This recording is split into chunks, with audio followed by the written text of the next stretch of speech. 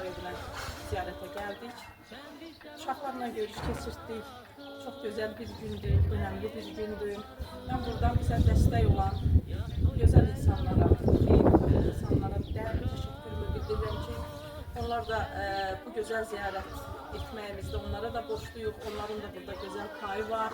Sağ olsunlar, var olsunlar ki, öz dəstəklərini bizdən, bu gözəl körpələrdən, bu balalardan əsirgəmədilər. Mən burada xüsusi olaraq bizimlə elə əziyyət çəkib buraya gələn bir gözəl xanımımız var, Könül xanım. Könül xanıma da təşəkkür edirəm, var olsun, gözəl qəlbin sahibidir.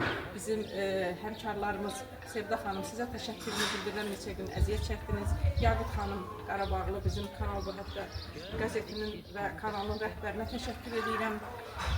Nə gözəldir, birlik olanda, mehribanlıq olanda, Cənab Prezidentimizin dediyi kimi, dəmir yumruq kimi hər zaman bir olaq, möhkəm olaq və bir-birimizə dəstək olaq. Var olun.